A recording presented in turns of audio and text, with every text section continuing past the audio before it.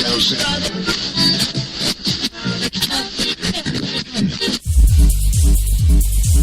got it locked to HTLA Radio 1, New York.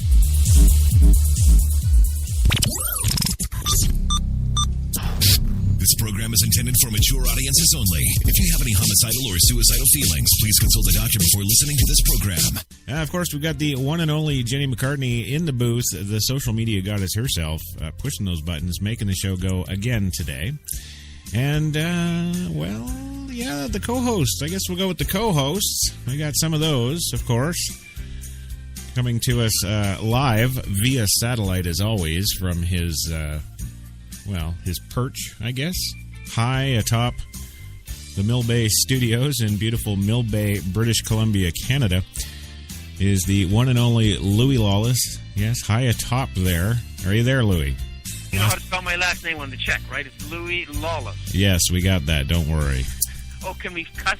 Can I cuss as I always do on the show? Now you go right ahead, sir. We've got you covered. It's about fucking time. Move on.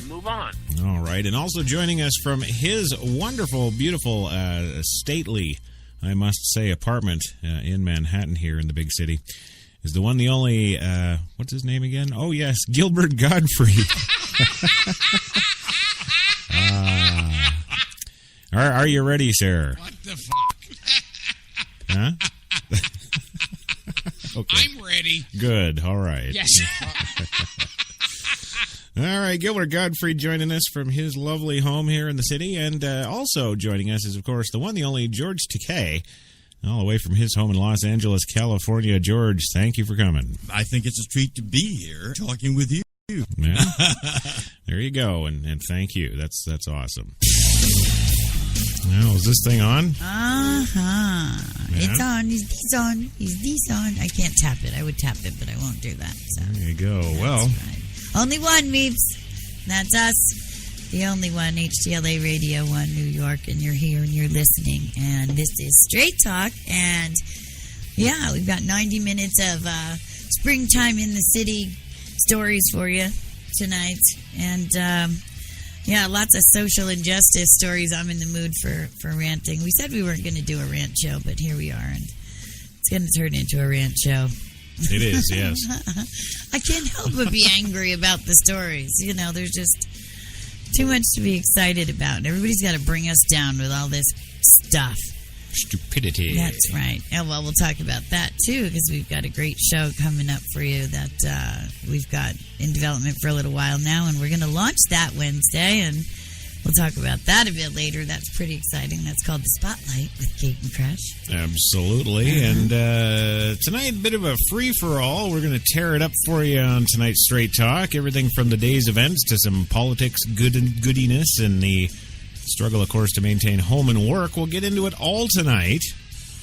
Professional businesswomen that I talk to, they do the work, but it's just the corporate work, and they think that's enough because, damn it, I've just put 12 hours a day in today in my job, and right. They feel deserving of something else, not to come home and take care of the kids, and not to come home and take care of the husband, and not to come home and take care of anything else. Right. It's time for them to kick their feet up now and go hit the bars and relax or something because they've earned it. Right. And I'm here to say that as a man, we do that all the time. We always have. We go out and work our full-time jobs or more. Right. And we come home and we're still expected to be the dad. We're still expected to help the kids with the homework. We're still expected to have activities and stuff with our family and have that interaction and put that time in. Sure. Maybe that's why we get 100% of our pay instead of 70% of our pay. Right. Right. Well, you're not... Well, in the tradition now, men are also expected to do half the housework and half of all that stuff, whereas it used to just be before, you know, the garbages and the lawns and all that stuff that you do, the man stuff, you know. So, yes, and unfortunately, in some cases, in a great majority of the households now, more often than not, the women are working and I have so many, friends that I know that their husbands take care of the kids and drop the kids at school and do the school activities and do the projects and wash the clothes. And yes, but with that comes the dreaded beta male, because there's not a single one of those men that I have met that I would look up to in battle. No, of course not. And this is to our thinking, to our thinking. And while it took us years in practice, it was an ideology that we shared from the moment that we met anyway. Yeah. The whole, that was our vision for what the ideal family was.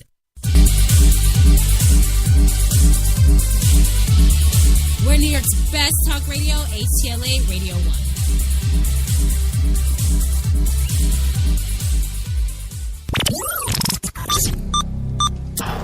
This program is intended for mature audiences only. If you have any homicidal or suicidal feelings, please consult a doctor before listening to this program. Oh, yeah.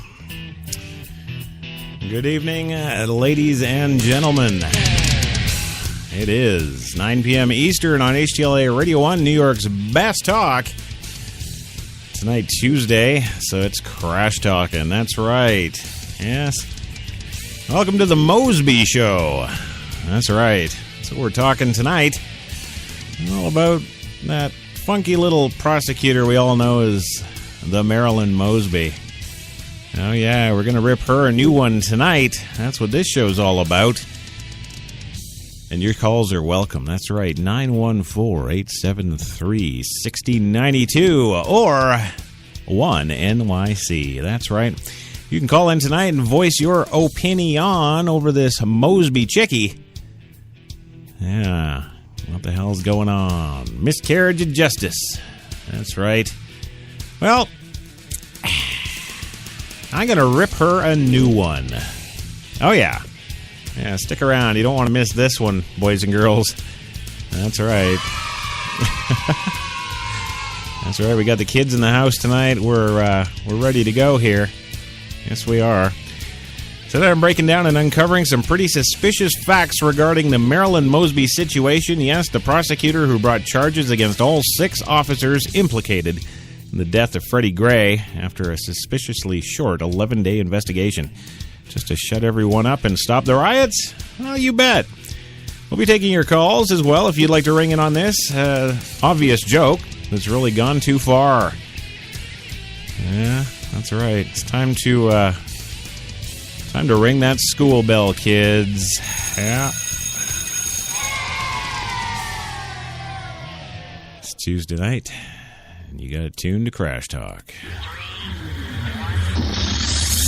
HTLA Radio 1.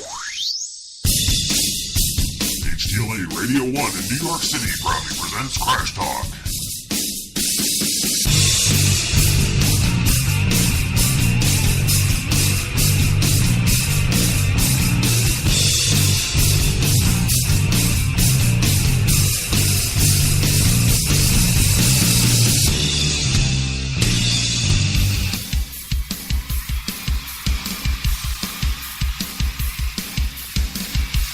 Ladies and gentlemen, HTLA 97.3 FM in New York proudly presents rock superstar Crash Jesus.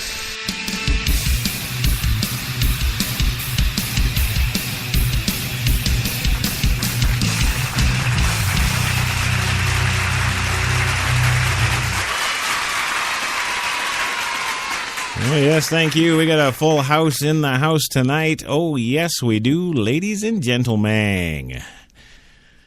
Yes. So welcome to Crash Talk tonight, HTLA Radio 1 New York, and the Mosby Show. Yes, it's kind of like the Cosby Show, only different. Yes, it's not the Cosby Show. Although I thought I was actually seeing, oddly enough, I don't know, wasn't exactly a rerun, but, I swore it was Robin Gibbons or one of the Cosby girls up there at the podium in Baltimore just a few scant days ago, announcing charges for all 6 officers involved in the death, apparently, the wrongful death, of course, of Mr. Freddie Gray. Snapped neck, apparently.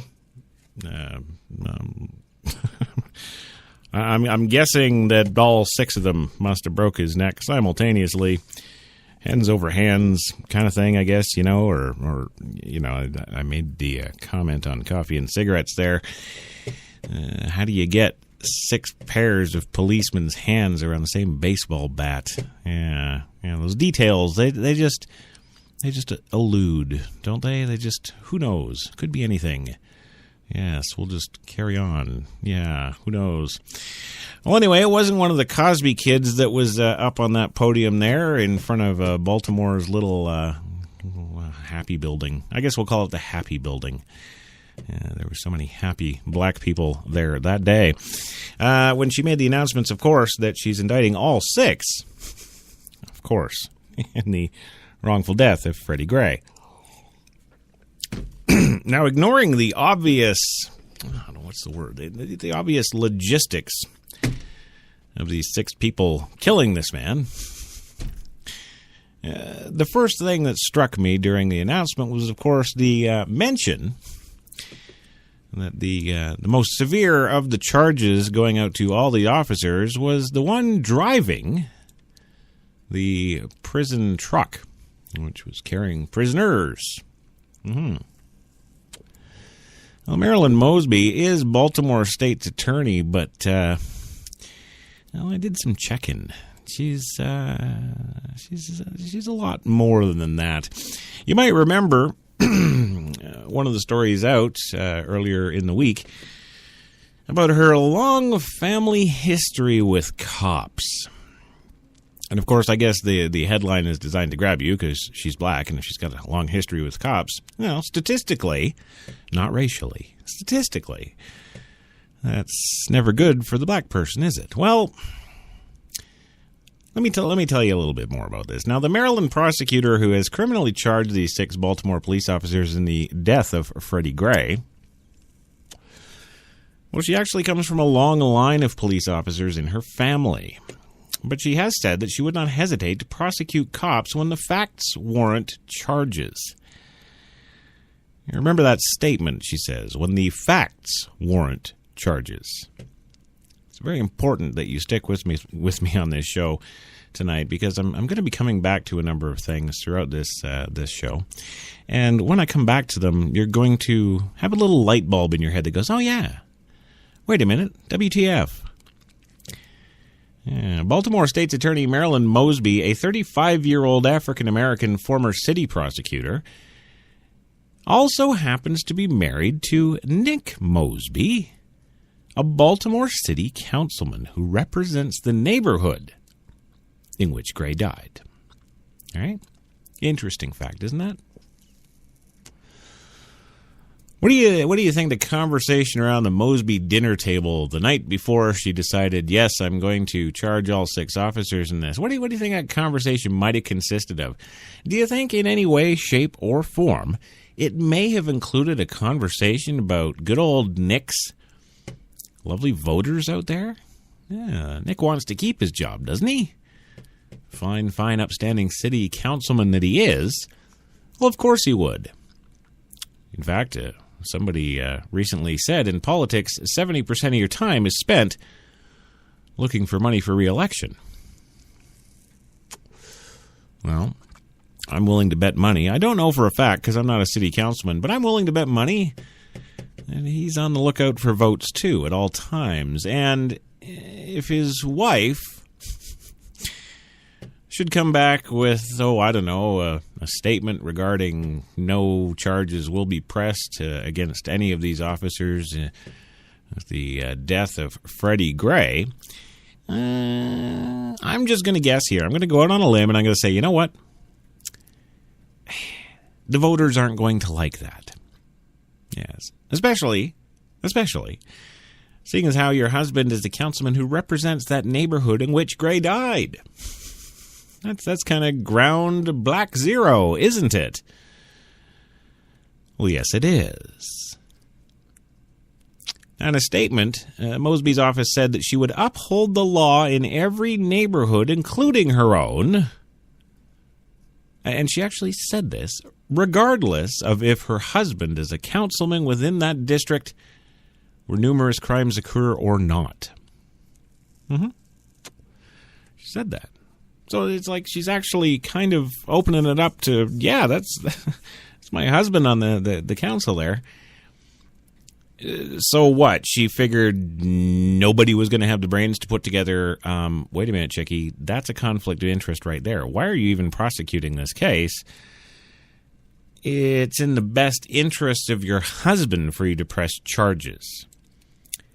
Conflict of interest. Yes, it is a hashtag for this show tonight, and I'm going to be saying it a lot because it's occurring a lot. All from this one woman. Yeah. Marilyn Mosby. Oh, that's a mighty fine cigarette. Yes, Marilyn Mosby. Yeah. Husband, city councilman. Right. Smack dab in the middle of where Freddie Gray died. Yeah. So right there. And I'm surprised no judge has done this yet. Right there. If it's in the interest of actually getting to the facts of the case, if it's in the interest of justice indeed, if it's not racially motivated, if it's not all the bullshit they try and tell us it's not, nobody in their right mind would put this woman in charge of pressing these charges. They just wouldn't. It's a conflict of interest. It's going to get thrown out of court on this alone. So while this may be a stopgap measure to stop the riots, to end racism, or whatever grandiose thing she's trying to accomplish here, so far the chances aren't looking very good. No. Now on Friday, she said she told Gray's family that, quote, no one is above the law. Well, I would submit, Mrs. Mosby, there's a direct conflict of interest here. Were you to not press charges, or were you to wrongfully, which you've gone ahead and done? You're operating above the law. You should know better, especially if you've been a prosecutor for however many years, although 35 seems awful young to be put in this seat. Did somebody just get a promotion? Well, in previous interviews, Mosby has said that 5 generations of her family members have been police officers.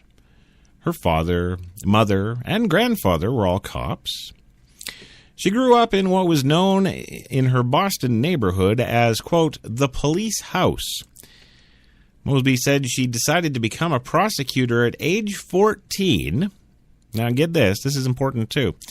Age 14, she decided to become a prosecutor after a teenage cousin was shot to death in a robbery outside her family home. Okay, so your career choice is based on a victimization. Very interesting. Now, the cousin, 17-year-old Deron Spencer, was a college-bound honor student, apparently, who was returning from work as a lifeguard. My, that's quite a heroic and honorable situation there, isn't it? Yes. So, wonderful law-abiding college-bound honor student returning home from work as a lifeguard out there saving lives. He's gunned down at 17. Yeah, shot to death. To which she decides at 14, I'm going to become a prosecutor. Logically, that's not entirely what you would think. You might think, if you were going to go that way, psychologically, more likely you would become a police person. Yeah, man or woman. Yeah, police person. Especially seeing as how your father, your mother, and your grandfather were all cops. The first thought should have been a policeman. you'd think, right? No. No, it's almost like she's trying to pass off that she was born to prosecute these 6 cops in this wrongful death. Or indeed, as it's being spun in the media, murder. Yeah, murder. That's right. That's what it is. It's a murder investigation. She says, and this is a recent quote. Actually, it was when she announced her candidacy for state's attorney in 2014. She said, and I quote, "I've seen my family blood, the same blood that runs through my veins spilled on my front door," Mosby said when she announced her candidacy for state's attorney in 2014. If that right there doesn't say vindictive vendetta, I don't know what does. And there, too, ladies and gentlemen of the court, is another conflict of interest.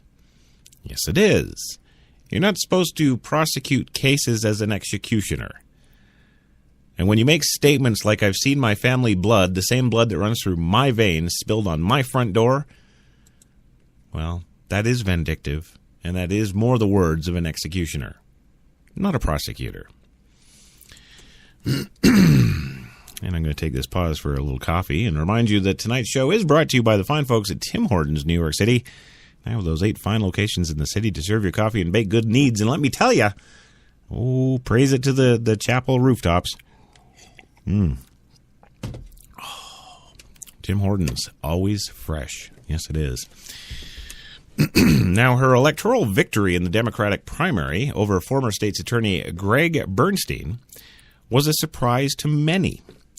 After her victory, she set up a transition committee that included Baltimore attorney William H. Murphy.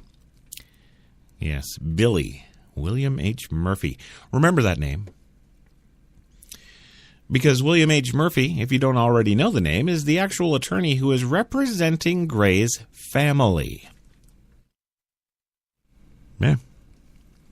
Representing Gray's family. Yes, he is. William H. Murphy. Murphy was among Mosby's largest campaign contributors last year. Conflict of interest. He donated $5,000 to her campaign. The Fraternal Order of Police also donated to her campaign, the Baltimore Sun reported. Well, Mosby's spokeswoman, Rochelle Ritchie, said in a statement on Friday that hundreds of people donated to her campaign. There is no conflict of interest surrounding Billy Murphy. He is representing the family in a civil case which has nothing to do with the criminal case. Excuse me. Ladies and gentlemen of the court, who stands to gain in a civil case should these charges have an outcome of a guilty verdict? Well, it would benefit Billy and the family. Conflict of interest. Was that like the 3rd or 4th one now, just in the first 10 minutes of the show? Yeah, well, there's more. Yeah, not even kidding. The local FOP Lodge asked Mosby to appoint a special prosecutor because of her personal connection to Murphy and, of course, her marriage to Nick Mosby, the city councilman. Both, okay, the policeman's group here are recognizing, as am I, that these are both 2 more conflicts of interest. Yes, please, you should appoint a special prosecutor because of the conflict of interest to Murphy and the conflict of interest that is your marriage to the city councilman. Yes. In a letter, Gene Ryan, president of the FOP Lodge 3, said he had very deep concerns about what many conflicts of interest in her office pursuing the case. Most importantly, it is clear that your husband's political future will be directly impacted, for better or worse, by the outcome of your investigation. Yeah. Let's take a moment to pause, shall we? They said the word investigation. Of course, Freddie Gray is dead. Of course, she's pressing charges against 6 people, So she is inferring intent, thus making it a murder investigation. Somebody call in and tell me when in history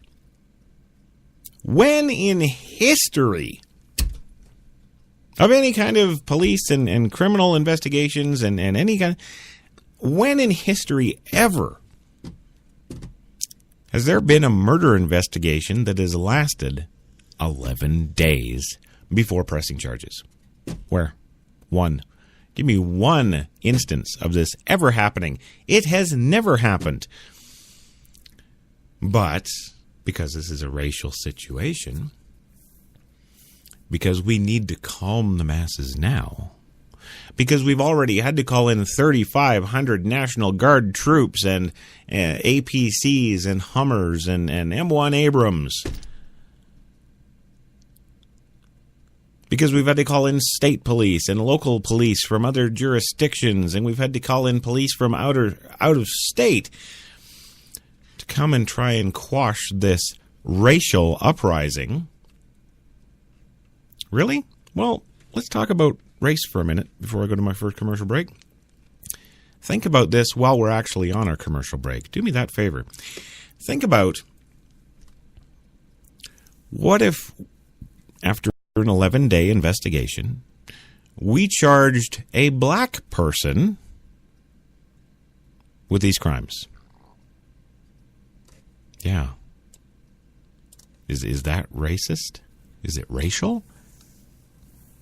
I can guarantee you all of the black leaders all across the country would be screaming at the top of their lungs.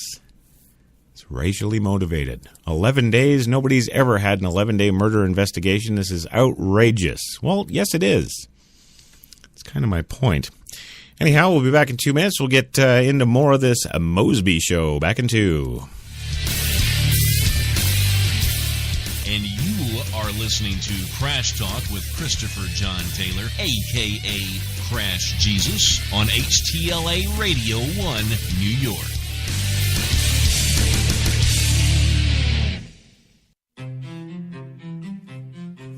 What if there was a coffee that was sourced from some of the world's most renowned growing regions, abundant with rich, fertile soil?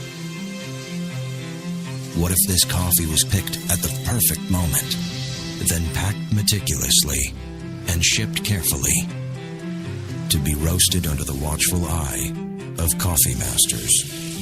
What if it was expertly blended, ground, and sealed, ensuring maximum flavor and freshness, then brewed in small batches and always served fresh within 20 minutes, just the way you like it? Now, what if this coffee just happened to be the coffee you already know and love? Tim Hortons. Always fresh. Always great tasting coffee. Man, I've been to a lot of places over these past 50 years. Seen the whole true north strong and free. 'Cause I've been everywhere, man. I've been everywhere. I've been to Cooksville, Stouffville, Bainesville, Bowmanville, Bonnieville, Unionville, Oakville, Dunville, Brockville, Boucherville, Melville, Drummondville, Kentville, Grenville, Morinville, Maryville, Parksville, Stephenville, Sackville, Spring Hill, Westville, Walkerville, hanging on a windowsill. Hey! He said, wow, that's a lot of places. I said, hang on, there's more. I've been to Moncton, Picton, Shannon, Vernon, Stellarton, Hamilton, Nipigon, Nobleton, Yorkton, Brighton, Bolton, Beaverton, Brandon, Edmonton, Walkerton, Wyerton, Granby, Miramichi, Charlottetown, Burnaby, Yellowknife, Whitehorse, Corner Brook, none of it. I've been everywhere, man. I've been everywhere, man. I crossed the prairies bare, man. I breathed the mountain air. I've traveled, I've done my share, man. I've been everywhere, man. Check it out. Ottawa, Wawa, Mattawa, Chippewa, Moose Jaw, Oshawa.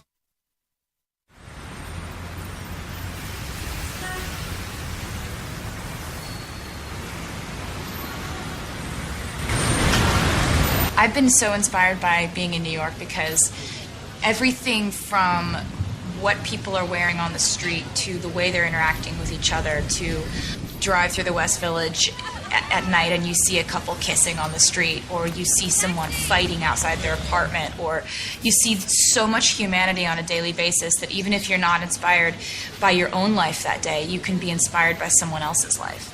You got that long hair, slicked back, white t-shirt, and I got that good girl face and a tight little skirt. And when we go crashing down, we come back every time, 'cause we never go out of style. We never go out of style. Take me out. There's only one place to get more Taylor. Hi, I'm Mike, founder of DollarShaveClub.com. What is DollarShaveClub.com? Well, for $1 a month, we send high-quality razors right to your door. Yeah, $1. Are the blades any good? No. Our blades are f***ing great. Each razor has stainless steel blades, an aloe vera lubricating strip, and a pivot head. It's so gentle a toddler could use it. And do you like spending $20 a month on brand name razors? 19 go to Roger Federer. I'm good at tennis. And do you think your razor needs a vibrating handle, a flashlight, a back scratcher, and 10 blades? Your handsome-ass grandfather had 1 blade and polio. Looking good, pop up! Stop paying for shave tech you don't need. And stop forgetting to buy your blades every month. Alejandro and I are going to ship them right to you.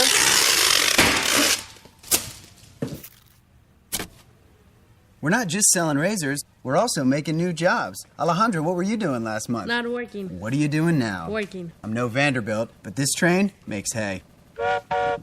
So stop forgetting to buy your blades every month and start deciding where you're going to stack all those dollar bills I'm saving you. We are DollarShaveClub.com, and the party is on.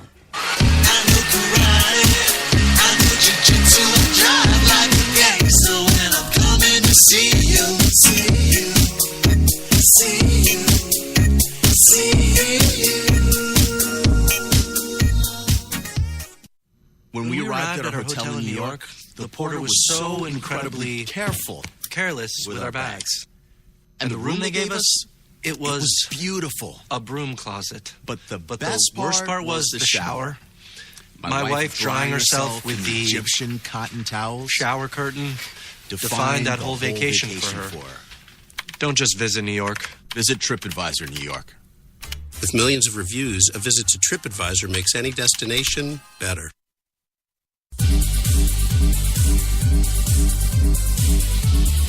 We're New York's best talk radio, HTLA Radio 1.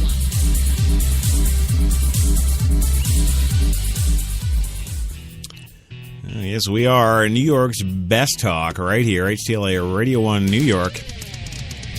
Yes, currently in the Central Park right now, 71 degrees. The moon's out there and a little bit of cloud. Tonight we're expecting a low of 62, and tomorrow's going to be cloudy, overcast, and a high of 68. But that's okay. I'm all right with that. Yeah, what the hell? And, of course, it is Tuesday night. Yes, Tuesday, May 5th, Cinco de Mayo, all that good stuff. You are listening to HTLA Radio 1 New York and Crash Talk, the Mosby Show. Yes, it's kind of a play on the Cosby Show, because literally I thought it was that Cosby kid there. What's her name? Robin Givens? Is that Lisa? No, I don't know. I thought it was the Cosby kid anyway. But of course, no. No, it was the Marilyn Mosby. Yes, laying down the law to all 6 of those officers accused of the death of Freddie Gray after only 11 days investigating. Yeah, fastest investigation of all time. I think it was only beaten a couple of times there by the Ku Klux Klan. I think they kind of reached a verdict quicker in some of their cases, but hey, they're not the court system, and they're certainly in no way, shape, or form justice, right? Right, so we'll let them go for lack of procedure, but in this country, our criminal justice system, we have procedure. Yeah, we do. Not that we seem to use it sometimes when it doesn't suit us, like in this case, where, of course, after only 11 days of an investigation, charges have been laid against not 1, 2, or 3, but 6 different people.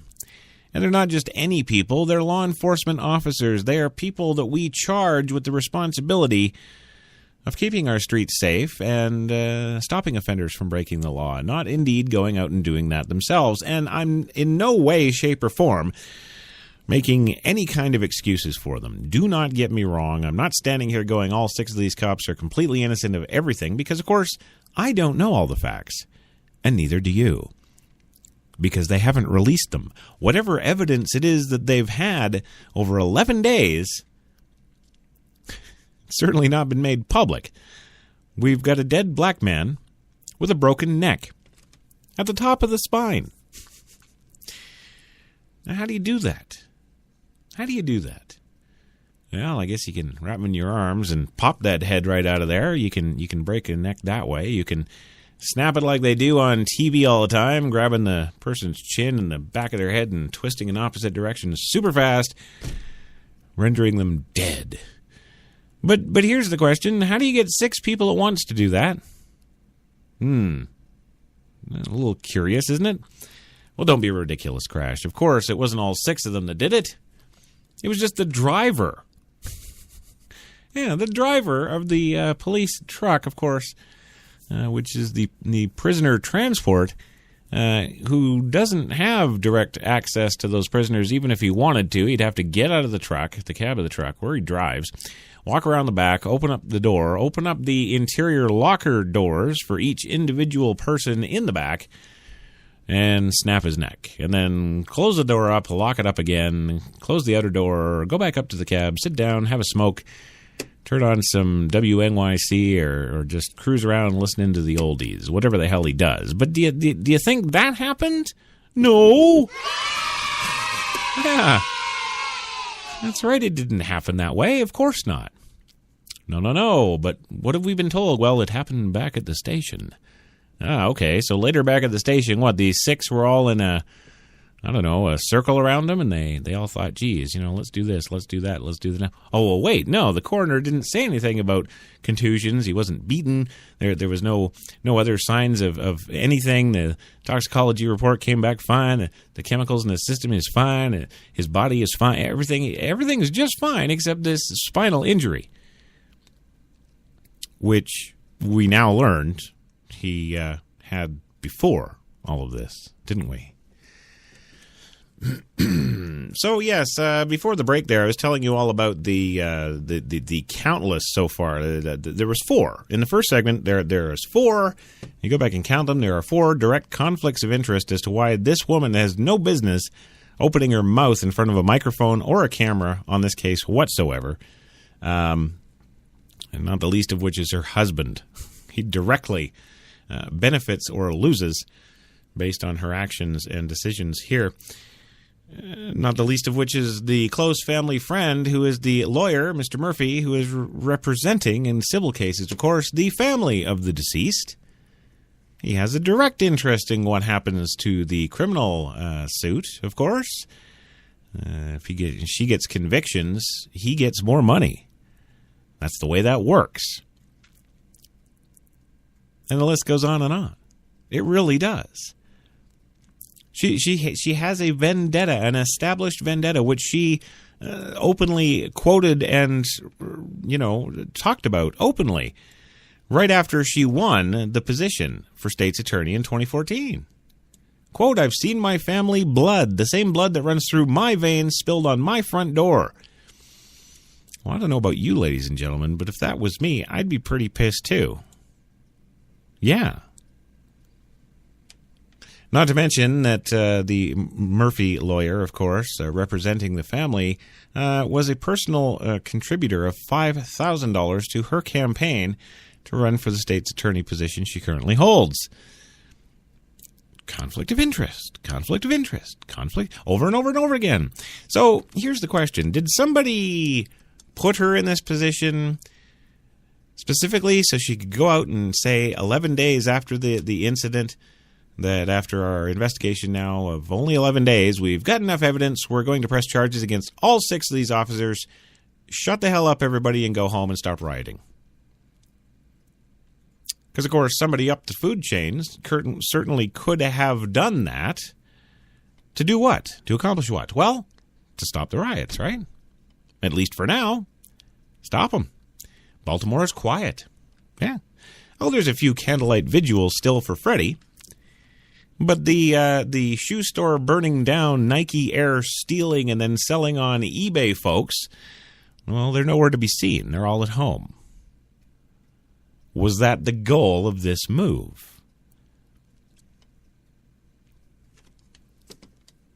Everybody and their dog seems to be aware of all these conflicts of interest, so I'm thinking this has to be some sort of posturing or positioning simply to stop the riots. Because if this case ever actually does see trial as it stands right now, the defense attorneys for the police officers are obviously going to have a field day with conflict of interest, aren't they? Well, they tried a little cover-up here. Mosby's spokeswoman, Rochelle Ritchie, said in a statement on Friday that, quote, hundreds of people donated to her campaign. There's no conflict of interest surrounding the $5,000 that Billy Murphy gave her, and the fact that he's representing the family in a civil case which has nothing to do with the criminal case. Except that if the criminal case is successful, we all know, because we're not idiots, that the civil cases that follow will be far, far, far more successful, won't they?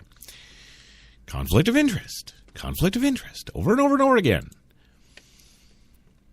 The local FOP lodge asked Mosby to appoint a special prosecutor. You know, they went that far, said, hey, there's like tons of conflicts of interest here. In the interest of you not losing that horribly, maybe appoint a special prosecutor. You know, because of that lawyer who's representing the family and his personal interest in you and your husband being the councilman and his vested interest in the votes. Ignoring everything else. Maybe rethink this. Most importantly, it's clear that your husband's political future will be directly impacted for better or worse by the outcome of your investigation. Quote. Ryan also said that none of the 6 officers involved in Gray's arrest and death was responsible for his death. Quote, not one of the officers involved in this tragic situation left home in the morning with the anticipation that someone with whom they interacted would not go home that night. The letter said, as tragic as the situation is, none of the officers involved are responsible for the death of Mr. Gray, period.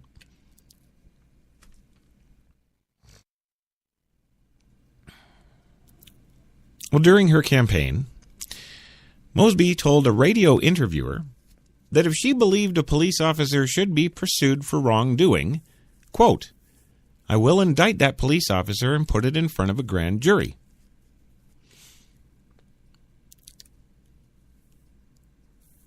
How do I put this? If your intent, Ms. Mosby, is to put these 6 in front of a grand jury, I think you could actually be facing the end of your career in law. This is laughable. And there's a number of legal experts that agree with me. And this is something else. Now, former Baltimore Mayor Kurt Schmoke, who also held the state's attorney's job, told the Baltimore Sun that the Baltimore legal community is very small. So many friends find themselves on opposite sides of cases. For lawyers, someone who is your personal friend can end up being an adversary in court, he said. Professional ethics will govern that relationship. I don't think there's going to be any problem there. Well, I can tell you this, Mr. Schmoke. If I was an attorney practicing in Baltimore and had any of you as friends and got this case, I would have to pass it along. Because if we're all friends, There's no such thing as professional ethics. Don't even go there.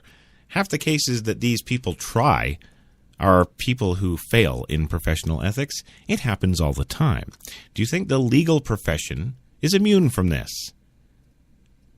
Well, if you do, you need your head examined. It's not going to be a problem here. Yeah. I don't know how you say something like that with a straight face, but I guess they teach you that at law school. Yeah, I know. You're just as dumbfounded about this all as I am, aren't you, Crash Talkers? Yeah, of course you are. Doesn't make any sense. So those 6 officers are officially have been charged with Freddie Gray's death. Now, jubilation appeared to be the mood in Baltimore streets Friday and pretty much every day since, of course, after that announcement, the charges would be filed against 6 city officers in the death of Freddie Gray. Tensions still flared after the 10 p.m. curfew that started Friday night. Arrest came near City Hall once the curfew launched, as law enforcement announced that only the people permitted to be out on the streets would be credentialed members of the media. According to the Baltimore police, there were 38 protest-related arrests, 15 curfew-related arrests the Friday night. The developments came a few hours after representatives for the family of Gray expressed satisfaction at Friday's announcement by State Attorney Marilyn Mosby that charges would be filed against all 6 officers that she says are responsible for the death of the Baltimore man. All 6 officers did post bail and were released Friday night, according to the Baltimore Sun. But the family representatives also said during a Friday afternoon press conference that they hope that the case served as motivation to reform the way police do their jobs in communities across the country. Why does the family have a federal scope of view? That's the first question to my mind. Right there. Why wouldn't they be thinking about their son? Why are they thinking on this federal scale for something that's happened directly to them in Baltimore? I could see maybe, taking the police department to task and wanting to see changes there and yada, yada, yada. But to come out and say that you want to see the way there's reform in the way police do their jobs in the entire country? That seems like there's a little more to that story too, doesn't there? Now, we are happy with today's charges, says Richard Shipley, Gray's stepfather. These charges are an important step in getting justice for Freddie. Yeah. Now, this stepfather, of course, has no clue what the details of the murder investigation, 11 whole days old, he doesn't have any idea what those details are. But he's still saying that these changes are an important step in getting justice for Freddie. Well, how would you know that? You're just talking out your ass. You're not speaking from any kind of informed opinion. It's an important step, getting that justice for Freddie. Do you think that line is more better served to calming down the riot? I certainly do, because this guy has a better idea of the case than you or I, yet he knows it's an important step in getting justice. Yeah.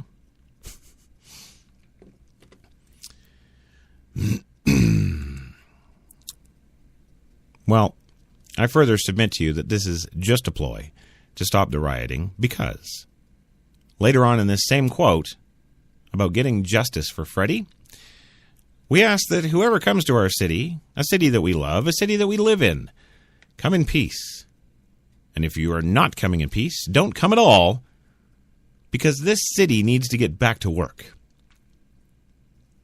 Richard Shipley, Freddie Gray's stepfather, quoted. He all but says, now that we're doing this little show over here, you can stop the riots and go back to work. That's exactly what he's saying. Well, the Office of State Attorney Marilyn Mosby announced that the officers being charged are Cesar Goodson Jr., second-degree murder. Officer William Porter, manslaughter. Lieutenant Brian Rice, manslaughter. Officer Edward Nero, assault. Officer Garrett Miller, assault. And, of course, Sergeant Alicia White, manslaughter. Now, if you look at these charges, manslaughter, assault, second-degree murder, you look up their definitions online, folks. Anybody can do it. You got Google. There's pretty specific things in there. Even down to assault. But charges like manslaughter and second-degree murder, you've got to have a pretty good case of evidence. How the hell do you get that in 11 days? Well, you can't. There's been no other murder investigation in our history. It was 11 days long. None. Didn't happen. This is a first. Second-degree murder, manslaughter, assault. Manslaughter, assault. Well, I hope these people know what they're doing, because it's not just about race. It's not just about justice for Freddie Gray. It's not even about Marilyn Mosby. No. Now, you mark my words, because what comes next in this little saga of events is going to determine a lot of things, and it's going to be a lot of things I don't think Mosby, Baltimore, or Freddie Gray's family really want. This whole case against these 6 officers is literally laughable. Seriously, the assault charges for those 2 of the 6 officers? Well, they just throw them in because it was fun? Just so that they could include all 6 in the indictments? Well, I would submit absolutely. Who killed him? Door number 1, 2, 3, 4, 5, or 6? Was there intent? Wasn't there intent? How do you prove it's racially motivated? Etc., etc. Well, we're going to go for our second commercial break. When we come back, we're going to talk a little bit about the social media aspects, you folks out there and what you're thinking, what you're talking about. And indeed, feel free to call in 914-873-1692 if you want to ring in on this issue. Operators are standing by. Well, actually, they're not. It's all muted right now, but hey, I'll get your damn call. Yeah. I'd like to know. I'd like to know what everybody's thinking out there. Anywho, we'll be back in 2. And you are listening to Crash Talk with Christopher John Taylor, a.k.a. Crash Jesus, on HTLA Radio 1, New York.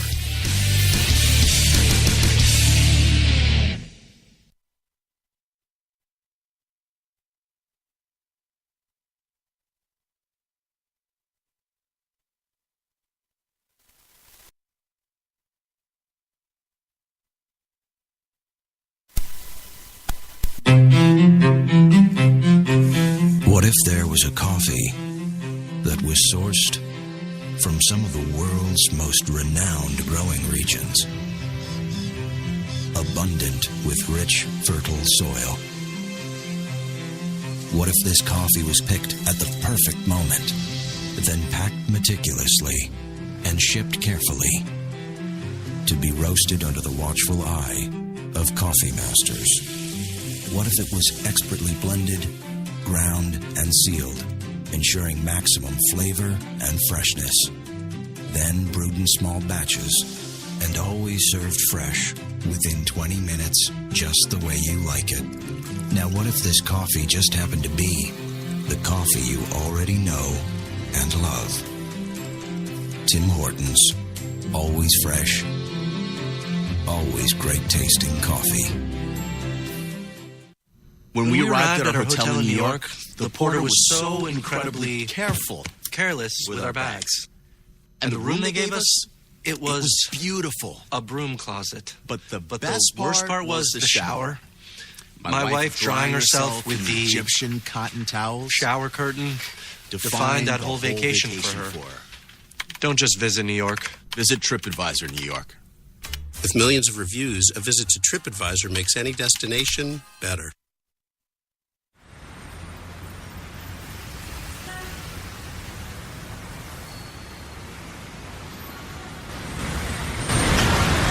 I've been so inspired by being in New York because everything from what people are wearing on the street to the way they're interacting with each other, to drive through the West Village at night and you see a couple kissing on the street, or you see someone fighting outside their apartment, or you see so much humanity on a daily basis that even if you're not inspired by your own life that day, you can be inspired by someone else's life.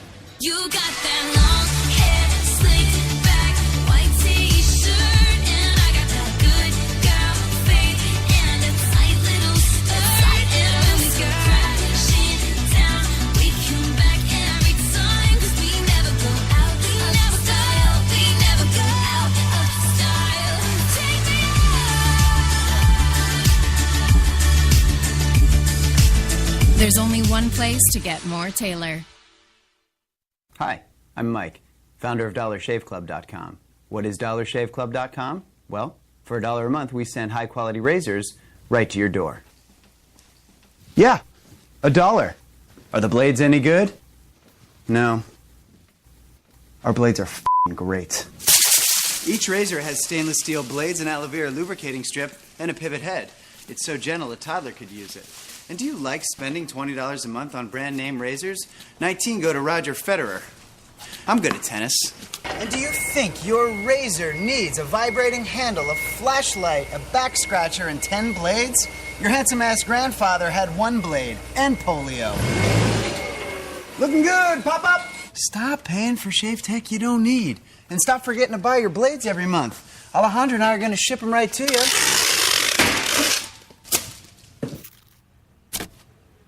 We're not just selling razors, we're also making new jobs. Alejandro, what were you doing last month? Not working. What are you doing now? Working. I'm no Vanderbilt, but this train makes hay. So stop forgetting to buy your blades every month and start deciding where you're going to stack all those dollar bills I'm saving you. We are DollarShaveClub.com, and the party is on.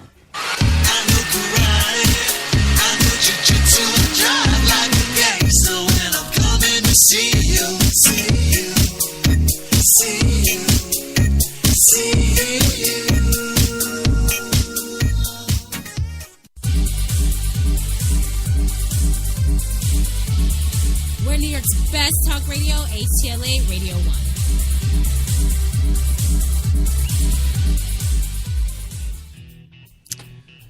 1. Yeah, we're back. Mm-hmm. Well, did you think about that during the break?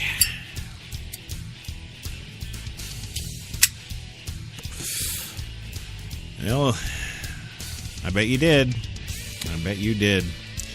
Welcome back to the show tonight, Tuesday night, Tuesday, May 5th, 2015. Crash Talk, tonight's show, The Mosby Show.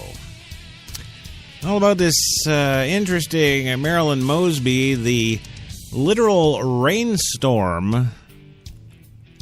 It's raining conflict of interest all over Baltimore right now. And it's mild and 69 right now in Central Park. Not raining any conflict of interest. No. A little hazy cloud. Nothing to get concerned about. But no, she's just riddled with this stuff. Yeah. In fact, let me think about this now. If I load conflict of interest into my minigun here. There we go, load it all in there. Yeah, I got a full pack. 5,000 conflicts of interest. This is what it's doing to Mosby right now.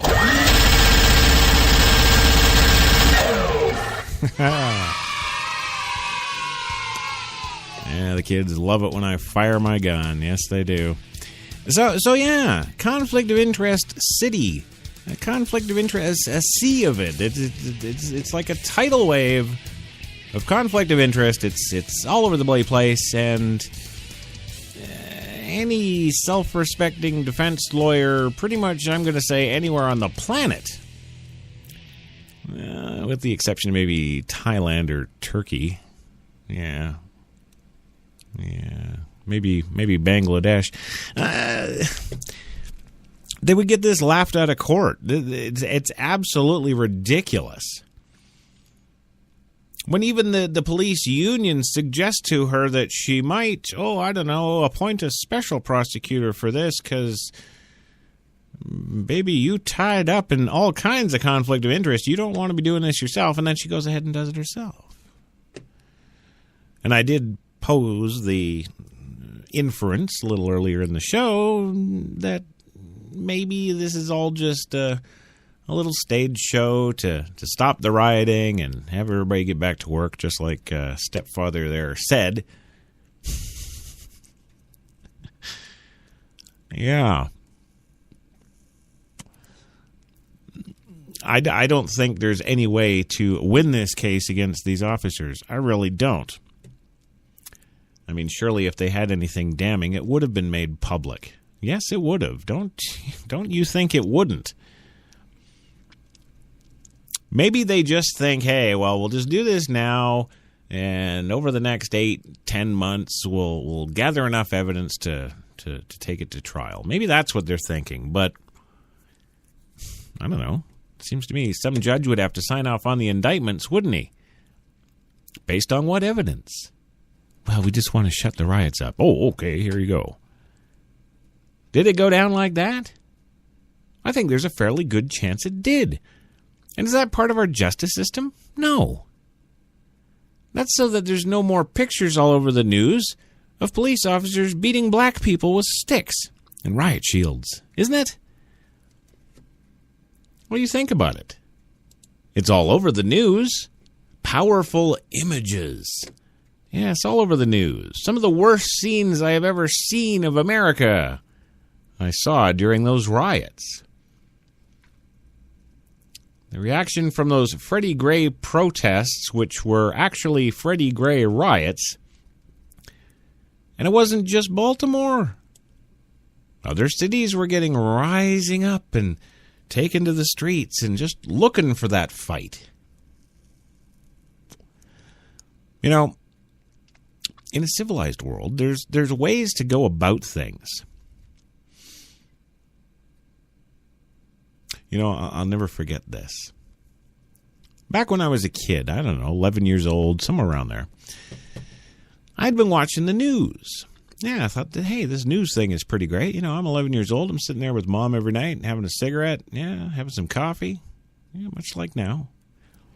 Watching the news. That's what I did at 11 years old. Because I was interested. I wanted to know. And I began to notice certain patterns, certain things that would go on that were almost predictable. One of those things was politics. That's why I don't take part. I really think you have to be suffering from some sort of diminished capacity to take part. The system doesn't work. The infrastructure doesn't work. The people certainly don't work. Voting is a waste of time. I know, but this is America, and it's your God-given right to go vote, so you go do it. I'm not saying don't. I'm just saying it's not going to get anything new. Every election year since the beginning of time, well, vote for me for change. Yeah. What was the change we got with Obama? Nothing. What was the change we had with Bush? Nothing. Indeed, what was the change we had with Clinton? Nothing. Same status quo, yeah. He's just a modern-day Kennedy. And then what changed with Bush Sr.? Nothing. Well, okay, Bush Jr. did spend more than God, but those are highlights. Those are like a basketball player's career record. You know, you look at how many baskets he shot in a game or how many, you know what I mean? That's just stats. Well, one thing I noticed that never works, and I realized this at 11 years old, standing at the gates, banging at the gates, with your torches and pitchforks and your riots and your whatever the hell it is that you're advocating for, banging at the gates of government to make change, demanding this, demanding the next thing.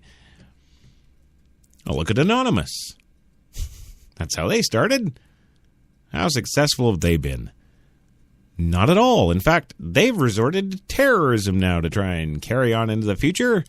And where's that getting them? Well, about the same as all the protests, right? Oh, but you can feel good, America, because you took part in those. Oh, yes, down with Wall Street and down with this and down with that and down with all the things that we don't have. Well, when it comes to these riots, these protests, the Ferguson, the Baltimore, this is the worst side of America. And who are you showing it to? You're showing it to the rest of the planet. It is 2015. We have social media, you know. Yes, we have 24-hour news programs, news that never ends.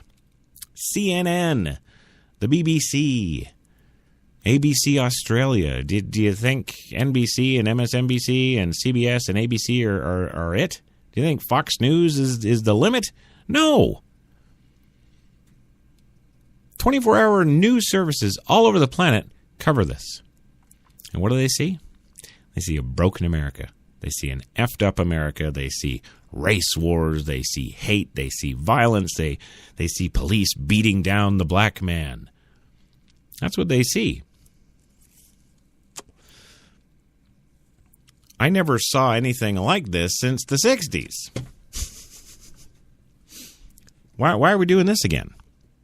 Where's this coming from? Are we that bored?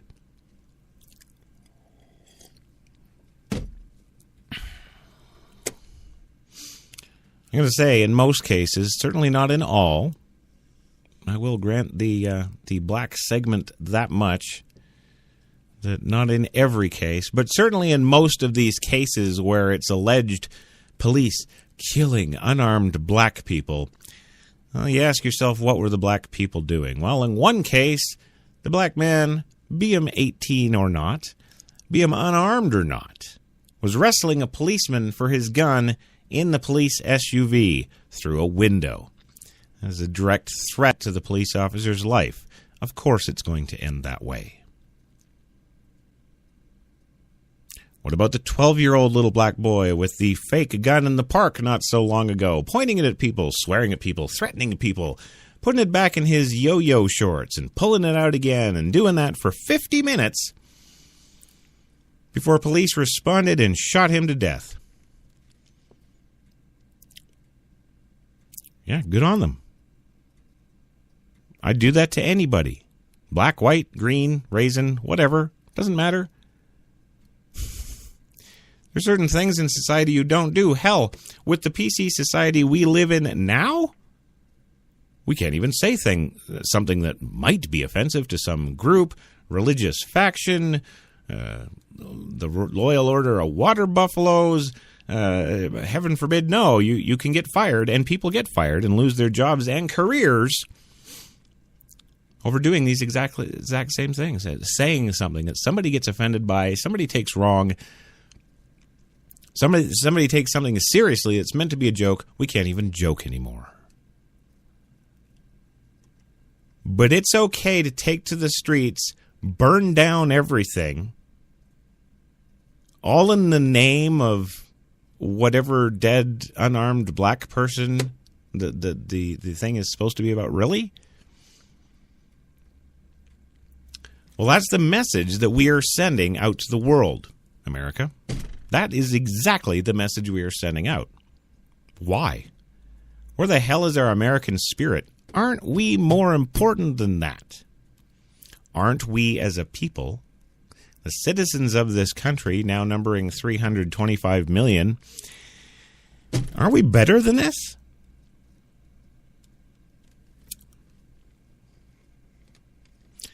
You know, these images are nothing but hate, anger, frustration, and hate, anger, and frustration about what? Well, it's not just the major news corporations all over the world that have been covering this since Ferguson and before. Social media, of course, now has been flooded with images and reaction from the protests and riots that erupted all across the country for Freddie Gray throughout the week, and for Ferguson, etc., etc., etc. The list goes on. It doesn't stop. Baltimore State's Attorney Marilyn Mosby announced that Gray's death has been ruled a homicide, with 6 officers being charged for the fatal spinal injury he sustained while in police custody. That's the answer, right there. We're indicting. Don't worry, nothing to see here. Carry on. Well,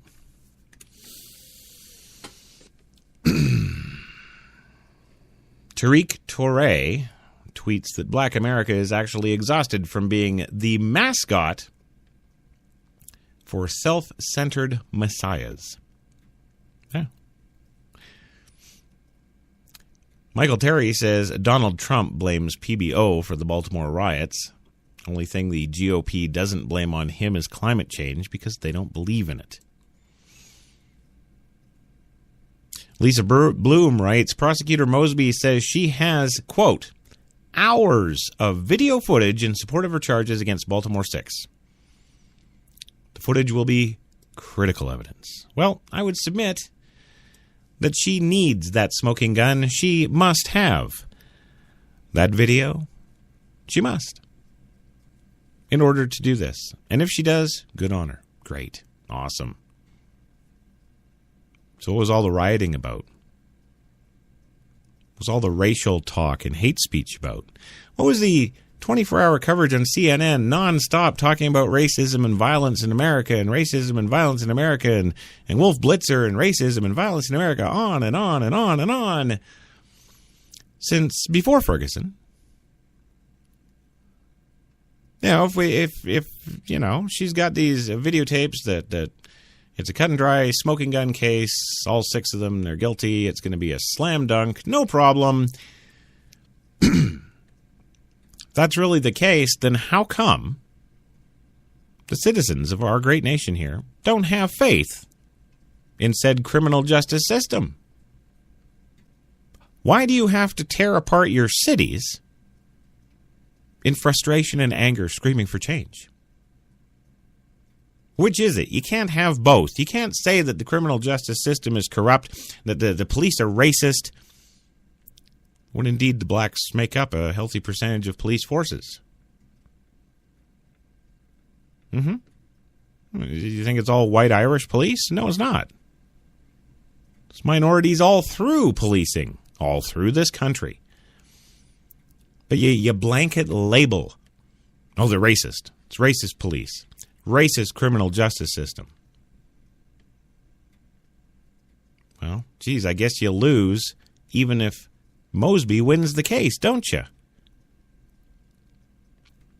Carrying on like that, if she's actually got videotape that actually implicates those officers and they are going to be convicted, you're still wrong.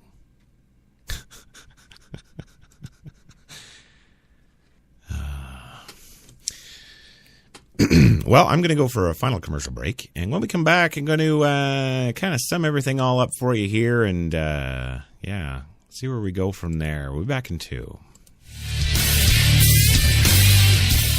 And you are listening to Crash Talk with Christopher John Taylor, a.k.a. Crash Jesus, on HTLA Radio 1, New York.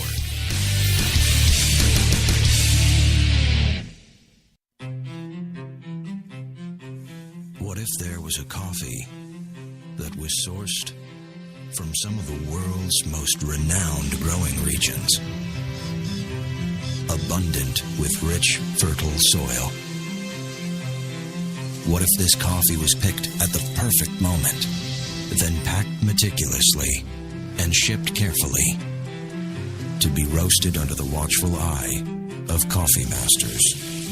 What if it was expertly blended, ground, and sealed, ensuring maximum flavor and freshness, then brewed in small batches and always served fresh within 20 minutes, just the way you like it?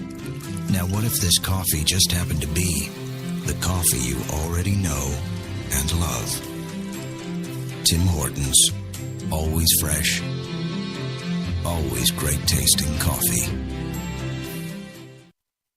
Man, I've been to a lot of places over these past 50 years. Seen the whole true north strong and free. 'Cause I've been everywhere, man. I've been everywhere. I've been to Cooksville, Stouffville, Bainesville, Bowmanville, Bonnieville, Unionville, Oakville, Dunville, Brockville, Boucherville, Melville, Drummondville, Kentville, Grenville, Morinville, Maryville, Parksville, Stephenville, Sackville, Spring Hill, Westville, Walkerville, hanging on a windowsill. Hey! He said, wow, that's a lot of places. I said, hang on, there's more.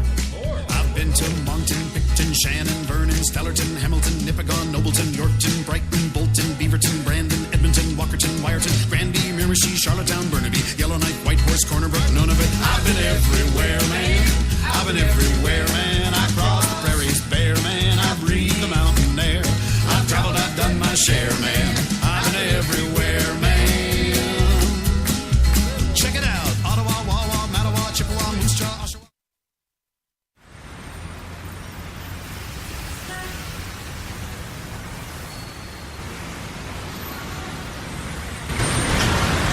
I've been so inspired by being in New York because everything from what people are wearing on the street to the way they're interacting with each other, to drive through the West Village at night and you see a couple kissing on the street, or you see someone fighting outside their apartment, or you see so much humanity on a daily basis that even if you're not inspired by your own life that day, you can be inspired by someone else's life.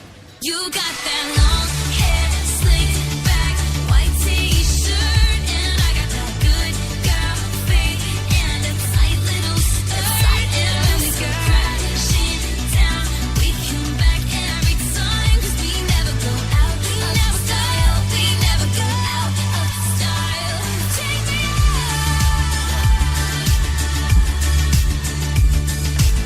There's only one place to get more Taylor. Hi, I'm Mike, founder of DollarShaveClub.com. What is DollarShaveClub.com? Well, for $1 a month, we send high-quality razors right to your door. Yeah, $1. Are the blades any good? No. Our blades are f***ing great. Each razor has stainless steel blades, an aloe vera lubricating strip, and a pivot head. It's so gentle a toddler could use it. And do you like spending $20 a month on brand name razors? 19 go to Roger Federer. I'm good at tennis. And do you think your razor needs a vibrating handle, a flashlight, a back scratcher, and 10 blades? Your handsome-ass grandfather had 1 blade and polio. Looking good, pop-up! Stop paying for shave tech you don't need. And stop forgetting to buy your blades every month. Alejandro and I are going to ship them right to you.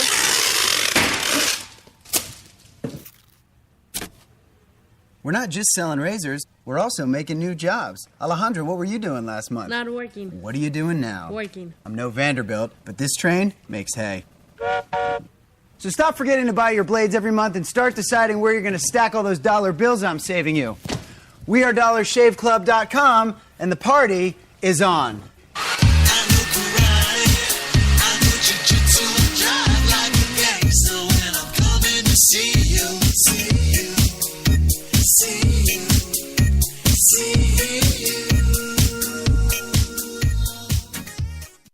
When we arrived at our hotel in New York, the porter was so incredibly careless with our bags.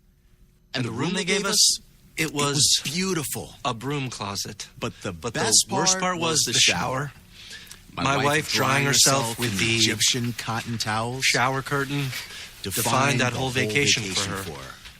Don't just visit New York. Visit TripAdvisor New York. With millions of reviews, a visit to TripAdvisor makes any destination better.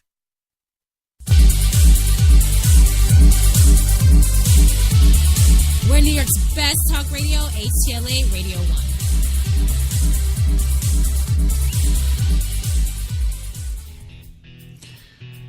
There you go. You are listening to HTLA Radio 1, New York's best talk. Oh, yeah. And you got Crash Talk here Tuesday night. Yes, in the big city here. 69 degrees in New York right now. And, yeah, it's going to be a nice day tomorrow, too. Just a little overcast. Who cares? It's not minus 200. I'm a happy boy. Welcome back to the show tonight. Of course, tonight's Crash Talk is The Mosby Show. Yes, we're talking about not the Cosby Show, no, The Mosby Show.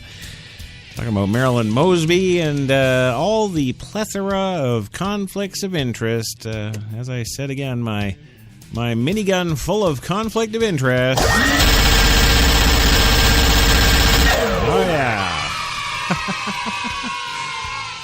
That's right. Just whatever. Just unloading the conflict of interest in this case. And you know, it kind of just hit me during the commercial break there. Think about this one. With all the conflict of interest going on with this woman, the likelihood that any one of the defense attorneys for the defense will get all of this thrown out on maybe not one, not two, not three, but all four conflicts of interest, wouldn't it be an absolute crime? Think about this for a minute. An absolute crime if the police officers in question that have been indicted and are being charged with this crime, the death of Freddie Gray, and she indeed does have damning video evidence that apparently is the rumor, wouldn't it be horrible?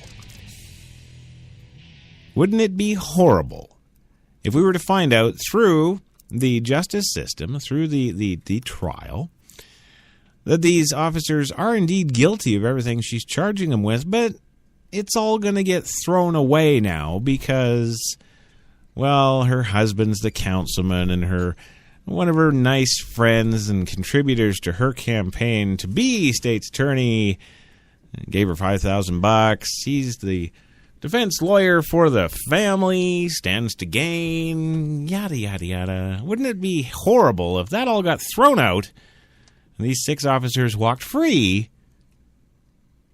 because she's stupid? Oh, yeah. Yeah, that would be an absolute miscarriage of justice. But you know what that would also be? That would be our fault.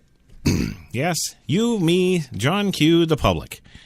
It would be our fault because of our riots and our spazzing and our hunger for justice or whatever the heck it is you all are talking about. 11-day murder investigation. 11 days. Fastest in history. You show me a murder case anywhere where they collected evidence for 11 days. Give me a break.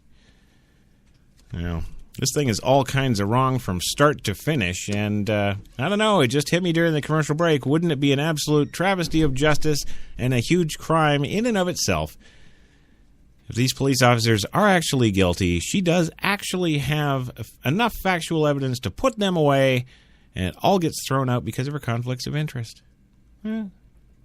Now, wouldn't that be cause for a riot? Wouldn't that be cause to destroy some more cities? Wouldn't it? Well, just moments after she showed up originally on TV screens, Marilyn Mosby was a dominant topic of conversation on Twitter and, of course, across the country. The unexpected announcement Friday that 6 police officers were charged in the death of Freddie Gray stirred the nation. And reaction often focused on the straightforward, stirring delivery from the Baltimore City State's Attorney. More than a week of protests and rioting focused the nation's attention on Baltimore after the death of Gray, 25 years old, a black man who died of a severe upper spinal injury on April 19th. Mark Lamont Hill says Marilyn Mosby is about to be a national black hero. Well, I guess you could say that or not. We'll have to wait and see, won't we? Dominic Holden writes, "Take note, prosecutors. Marilyn Mosby just showed America how it's done." Really? You going with all those conflicts of interest? You ignore friendly warnings, maybe to appoint a special prosecutor because your shit's going to get thrown out of court? Maybe? That's how it's done? Well, Joy Reed says, State Attorney Marilyn Mosby has been in office only about 100 days. She just became the most prominent prosecutor in the country. Yes, that's we'll say that. Jeffrey Wright says, Marilyn Mosby breaking it down. Amazing to hear a prosecuting attorney advocate forcefully on behalf of a victim of cop violence. Yeah, okay. Thank you, Marilyn Mosby. This is from Kevin Griffin Moreno. Thank you for not giving people what they needed to hear, but for showing that the rule of law can also serve the people. Well, Kevin, I'd say go back to law school because conflict of interest all over this chickie. That's right. That's my conflict of interest gun. Yeah, I think I'll name it that. Well, according to Martin Effer, yes, I'm sure that's his real name, this city would have torn itself apart without charges, but this isn't close to the end of the road. Well, it almost sounds like he's threatening for the future, doesn't it? Right. And the city, let's be fair, didn't tear itself apart. Black people were tearing it apart. But it's not close to the end of the road. Right. Well, you know, again, I've said it before, I'm saying it again, you know, these images, the video footage, the indeed global coverage is not making this country look very good. Ladies and gentlemen, it is not. So you might be thinking to yourself, geez, you know, we've got to do some reform. Well, you know, President Obama is already on top of things, you know. He's in that lame duck stage now, you know, he might as well just be going out and golfing, but no, he's sticking around the office, writing executive memos every 20 minutes, and, well, he's implementing those police cameras to make police, you know, accountable, damn it. It blows me away. It really blows me away that we have to make police accountable. Here, we're going to charge you with enforcing the law and overseeing the law of the land, but you're accountable to us. But you see, people get confused about that. They think, well, next time a cop pulls me over for speeding, I can just tell him to go F his hat because he's accountable to me. It's not the other way around. Well, I hate to break it to you, lawbreakers. But no, the police are still in charge. Earlier Friday, family lawyer William Murphy Jr., yes, the one representing the family who's paid $5,000 into the state prosecutor's campaign and is personal friends of the family, said the case must motivate officials to consider body cameras, upgraded training, better oversight, and a new culture of policing, he says. I guess he missed that press conference where the Obama team, quote, said that they will be providing the police officer cameras to a number of test cities immediately. Yeah. Of course, let's be fair now. There's a number of misconstrued ideas out there about what this police camera thing is. Now, number one, they're not wireless and they don't broadcast to YouTube. So don't just automatically be thinking you're just going to see a whole bunch of police officers' lapel cams wirelessly constantly transmitting to your favorite YouTube channel. Not the way it's going to happen. Also, don't think that any of these cameras that are being issued to police right now in the test program can be manipulated by police. You know, so many times I've seen people in the last recent weeks here, since Obama made that statement, people are talking all over social media about these bloody police cameras, and they don't know. They're talking out their ass. That's all they're doing. They're talking out their, well, you know, there's nothing stopping the cop from just turning it off. Stop for a minute. Yes, this is where Uncle Crash, I don't know, unleashes the common sense cannon. Here we go. Common sense cannon and the conflict of interest gun. There you go. Common sense cannon, dumbasses. If you're implementing a program of cameras to maintain a constant vigil over police to make them accountable, not to the public, you morons, but to their superiors, why would they have a button to turn them off? These cameras aren't designed that way. The camera stays on. It's designed to stay on. It's got a little sexy lithium-ion battery in there. Runs for weeks. And when they run out, they replace them. And they run for weeks again. 24/7. When an officer comes in to get off shift, he hands it over to the officer coming on shift. They keep rolling, folks. And they don't keep rolling to YouTube. In fact, you'll never see one of those videos on YouTube. So don't go there. You won't. The videos feeds are kept internally by the police departments. And as far as the police departments and the state's attorney's offices and the court system goes, they stay internal to those three. They don't go out on YouTube. Cops aren't going to be sneaking copies of the video out from work and putting it on YouTube. Just forget YouTube. Get that right out of your head, because that has nothing to do with making our police accountable, number one. Also has nothing to do with these cameras and anything they capture, number two. Now, next thing to keep in mind here, ladies and gentlemen of the court. The majority of statistics show poor light on the minority of black people. Hell, they make up 70-some-odd% of the prison system currently in this country. Black on black crime. Not only black on white crimes. No, let's talk about black on black crimes, because it's 6 times higher than any other race.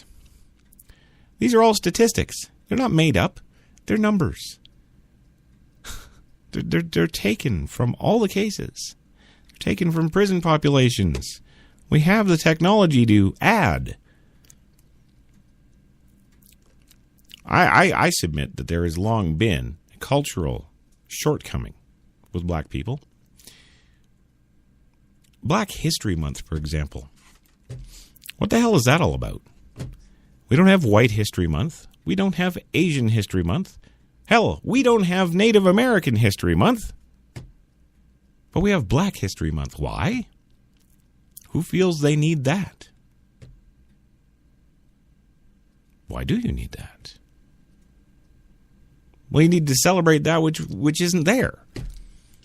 What is the history? Well, we were slaves. Well, why do you still think of yourselves as slaves? Why do you still go off that slave mentality? What's the difference between the cotton-picking white guy whipping you and the policeman pulling you over for speeding or breaking some other law? You view both exactly the same. If you like YouTube so much, go check out Chris Rock and how to be like a white person when a black person or when a police officer pulls you over. The things to do, the things not to do. It's a hilarious video, and it makes a very good point. And that's kind of what I'm talking about here. Now, in the coming days, there will be countless conversations with police experts, rank-and-file officers, and community leaders to figure out how to promote lasting reforms to our policing. But just because they're talking about it doesn't mean anything is going to happen about them doing anything about it in at least the near future, 3 to 5 years. Why is the rioting stopped? It's a fair question. Not that I think you have to have incredible brain power to figure out to go riot in the first place. In fact, I think the opposite. You've got to be pretty low on the IQ chain to think that's going to solve anything. But what happens in 6 months or a year down the road when there's still no change yet? You know, because they're still tabulating, they're still researching, they're still talking, they're still working out details, figuring out what kind of reforms are actually going to benefit the public as a whole, not just black people. Yeah, because that's really what's going to happen now. You get that right. They're not just going to come up with new policies where it's like, well, black person speeding, just let them go.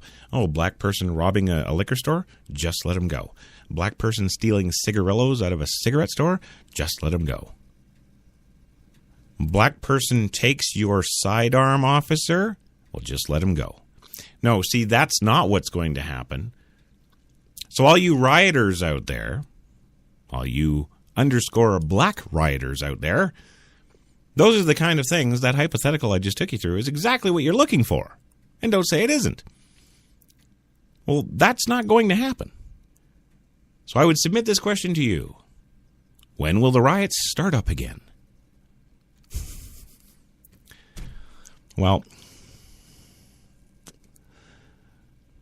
we must seize this moment, says Murphy.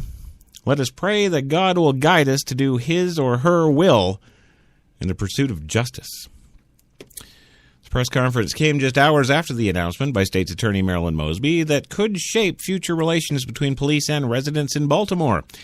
During her announcements earlier on Friday, Mosby, whose family has 5 generations of police officers, said the 6 officers illegally arrested Gray and then failed to get him the medical help he clearly needed after they arrested him. For a woman who's got the smoking gun video of them all killing him, why is she saying that, they just failed to get him medical help? Yeah, you're not going to get manslaughter on failing to get someone medical help. Sorry. Well, she charged Caesar Goodson Jr., the officer driving the transport van in which Gray was riding, with the harshest crime. Second-degree depraved heart murder. I guess that's depraved indifference here in New York. A charge for an action that is considered to demonstrate a callous disregard for human life. In Maryland, it carries a sentence of up to 30 years. She charged the other officers with involuntary manslaughter, assault, failure to render aid, and misconduct in office. Yes. A loud cheer went up from the crowd in the street in front of the War Memorial Building there in Baltimore, where she announced the charges.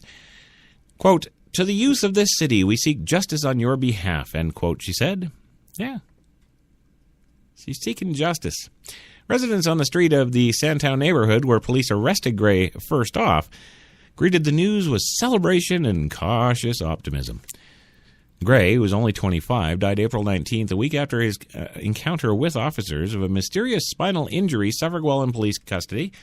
His death led to 10 days of protest and violence and riots that turned ridiculously violent that Monday after Gray's funeral. Clashes between those police and protesters led to arrests of more than 200 people and injuries to at least 20 police officers. It's just not good. When's it going to end? When is enough enough? When is this race card going to stop being played? Corporate America doesn't play it anymore, just to give you an update. No. No, they don't. We have black anchormen anchoring news programs, major news programs, global news programs. We do, it's true. We have black women doing the same thing. There's those who think that Hollywood is wrought with racism. No, it's not. Nope. Morgan Freeman will tell you so. Hollywood's concerned with making money and making movies. So they can make money and they can make more movies. It's a simple cycle. It's got nothing to do with you, me, black, white, green. Well, no, it does have to do with green. And our kids in the schools, we don't have to keep this cycle going.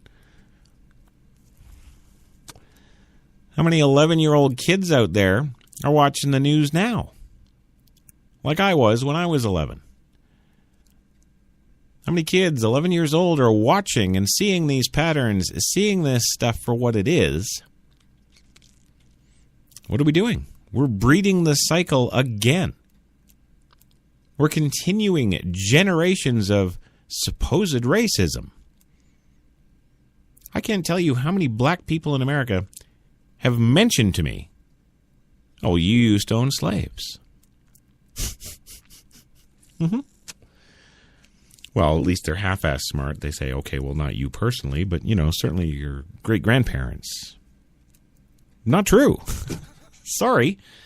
And if you want to get right down to it, black people, Let's get right down to it. Let's be totally fair and honest here. The Irish. Yes, the Irish. No, I'm not talking black Irish either. I'm talking Irish.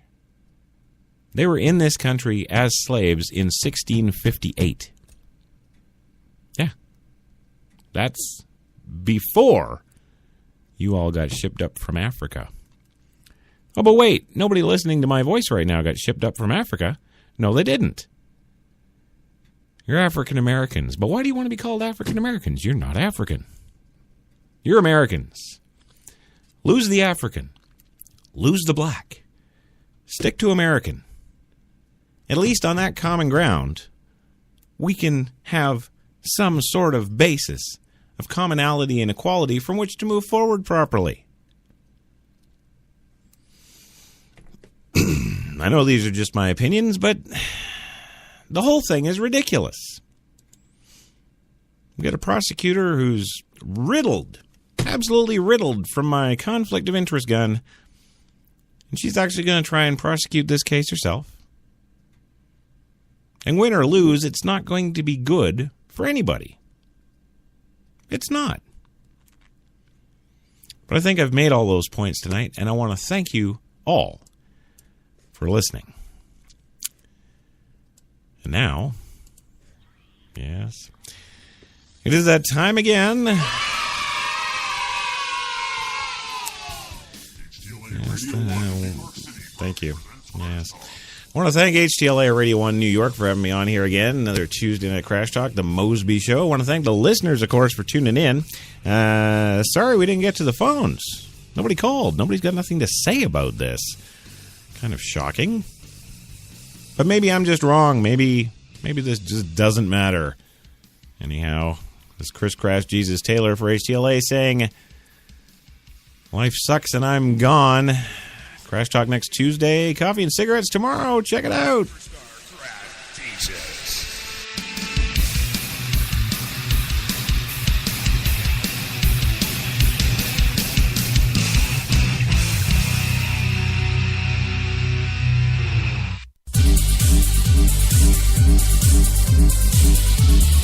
We're New York's best talk radio, HTLA Radio 1.